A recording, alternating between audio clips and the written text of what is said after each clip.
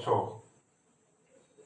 अब न्यूटन के गति के नियम में ही आपको हम आज समझा रहे हैं लिफ्ट की गति। तो चलो इस वीडियो में देखो लिफ्ट की गति। तो सबसे पहले समझना क्या है कि लिफ्ट में एक वस्तु को रखा है। तो वस्तु कहाँ रखा है? उसका जो फ्लोर है यानी जो फर्श है उस पर पहले हम भार मापक यंत्र रखें। भार मापक यंत्र का मतलब है वेट मेजरिंग डिवाइस। तो ये भार मापक यंत्र हो गया। इस पर वस्तु को रखे हैं जिसका द्रव्यमान कितना है? m है। अभी लिफ्ट प्रथम जो स्थिति है उसमें लिफ्ट जो है विराम की अवस्था में हो अथवा समान वेग से गतिमान हो। अब समान वेग से गतिमान का मतलब ऊपर की ओर भी हो सकता है या नीचे की ओर भी हो सकता है, लेकिन समान रूप से गतिमान हो, समरूप वेग से, उसमें त्वरण नहीं हो, त्वरण का मान शून्य हो या विराम में हो। तो इस स्थिति में देखो हम भार जो मेजर करते हैं एक्चुअली जब रेस्ट में होता है, विराम की अवस्था में जब हो तो उस स्थिति में ही उसका वास्तविक भार मेजर होता है। बात समझ गए? तो वास्तविक भार जो होगा, यहाँ जो अभिलंब प्रतिक्रिया बल है, देखो ये जो वस्तु है इस भार मापक यंत्र पर नीचे की ओर भार mg के बराबर बल है ना लगा रही है, और इस वस्तु पर ये जो मशीन तो इस पर अप्लाई किया, फ्लोर जो है फर्श फिर इस पर अप्लाई किया, ये इस पर अप्लाई कर दिया, ट्रांसफर किया। तो मुख्य रूप से समझो ये नीचे की ओर लगाया भार mg और ये जो है इस पर लगा दिया अभिलंब प्रतिक्रिया बल m। तो जब विराम की अवस्था में लिफ्ट हो या समान वेग से गतिमान हो ऊपर या नीचे, तो उस स्थिति में ये जो होगा n अभिलंब प्रतिक्रिया बल और यह जो mg दोनों आपस में क्या होगा? बराबर होगा। अब यह बात समझ लो, जो अभिलंब प्रतिक्रिया बल है उसको हम आभासी भार कहेंगे। आभासी भार का मतलब ही हुआ अभिलंब प्रतिक्रिया बल, यानी अ से आभासी भार हुआ, अभिलंब अ से ऐसे दिमाग में रहेगा कि वो आभासी भार हुआ, जो मापेंगे वो आभासी भार होगा। बात समझ गए? तो इस स्थिति में उसका वास्तविक जो भार है mg, आभासी भार, दोनों आपस में बराबर है। तो यहाँ लिखा हुआ है। अब देखो दूसरी स्थिति क्या है कि लिफ्ट त्वरण a, यानी त्वरण a का मतलब समरूप त्वरण है, समान त्वरण a से या a के साथ ऊपर की ओर गतिमान हो या गतिशील हो।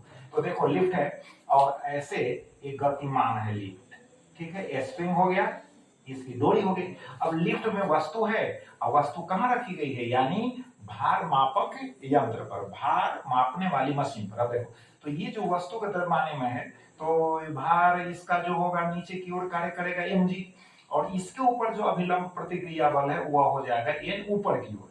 तो देखो जब त्वरण के साथ गतिमान है तो यहाँ परिणामी जो बल होगा, परिणामी बल जिसको इंग्लिश में रिजल्टेंट फोर्स कहेंगे, तो इसमें n माइनस mg होगा।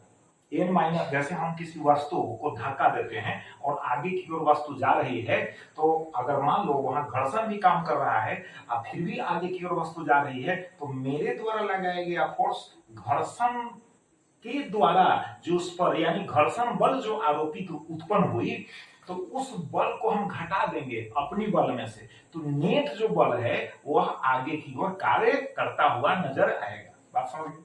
तो देखो अब यहाँ पर जो नेट बल होगा, यानी जिसको हम परिणामी बल कहेंगे, तो n माइनस mg होगा। न्यूटन के गति का दूसरा नियम क्या कहता है कि जो परिणामी बल हो, जो बल हो यार, वह द्रव्यमान गुना त्वरण के बराबर होगा। तो देखो n माइनस mg बराबर हो गया ma। अब n बराबर क्या हो जाएगा? mg अगर इधर जाएगा तो प्लस में हो जाएगा।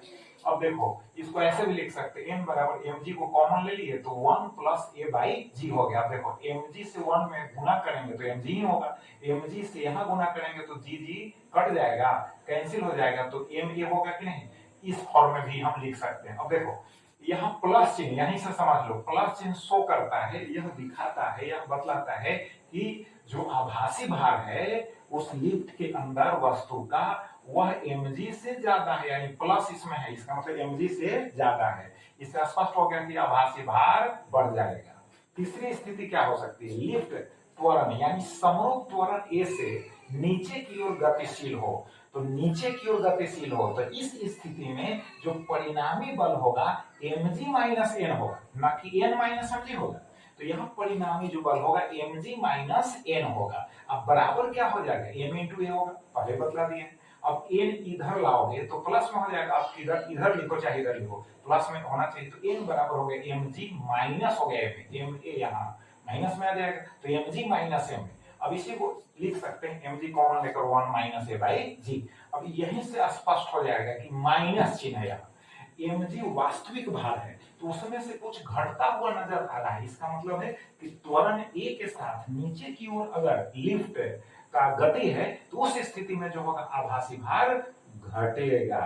अब एक कंडीशन हम बता रहे हैं कि यदि a का मान जो त्वरण है g के बराबर हो जाए, तो g का मान कितना, पृथ्वी के सतह के करीब जो होता है g का मान 9.8 मीटर प्रति सेकंड स्क्वायर होता है। यह बात भी याद कर लो कि जब हम पृथ्वी की सतह से काफी ऊपर जाते हैं तो g का मान भी घटता है, लेकिन हम पृथ्वी के सतह के करीब लेते हैं 9.8 मीटर प्रति सेकंड स्क्वायर, और ऊपर जाने पर क्या होगा, इसे घटता है। और पृथ्वी के अंदर सतह से अंदर की ओर, केंद्र की ओर, पृथ्वी के अंदर की ओर जाने पर g का मान भी घटता है। इसका महत्तम मान 9.8 का होता है, सतह पर ही होता है, लेकिन हम निकट में, नजदीक में, सतह के नजदीक में 9.8 मीटर प्रति सेकंड स्क्वायर लेते हैं। देखो तो यहाँ अगर a g के बराबर हो जाएगा उस स्थिति में क्या होगा, तो यहाँ a के जगह पर g रख दोगे, g क्या हो जाएगा, कट जाएगा 1, तो 1 माइनस 1 क्या हो जाएगा 0, तो 0 से मल्टीप्लाई कर दोगे, गुना कर दोगे तो 0, तो आभासी जो भार होगा n का मान हो जाएगा 0। इसका मतलब है कि वस्तु